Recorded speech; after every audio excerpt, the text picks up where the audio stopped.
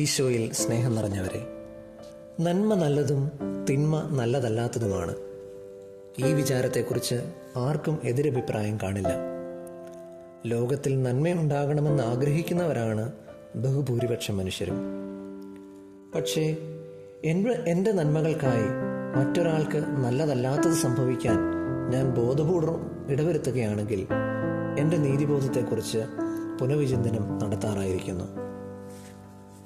ലോകത്തിൽ നന്മ വരണമെന്ന് പറയുമ്പോഴും എനിക്ക് ഏറ്റവും അടുത്തുള്ളവരുടെ പോലും വളർച്ചയിൽ സന്തോഷിക്കാനാകുന്നില്ലെങ്കിൽ നന്മയുണ്ടാകണമെന്ന് ഞാൻ പറയുന്നത് കാമ്പില്ലാത്ത പറച്ചിലുകൾ മാത്രമാണോ എന്ന് വീണ്ടും വിചാരം ചെയ്യാറായിരിക്കുന്നു. വിശുദ്ധ ഗ്രന്ഥം പറയുന്നു, നിങ്ങളുടെ സ്വർഗസ്ഥനായ പിതാവ് തന്നോട് ചോദിക്കുന്നവർക്ക് എത്രയോ കൂടുതൽ നന്മകൾ നൽകും. നന്മ കർത്താവിൽ നിന്ന് ചോദിക്കുക. കർത്താവിൻ്റെ കണ്ണിലൂടെ നന്മയെ നോക്കിക്കാണുക.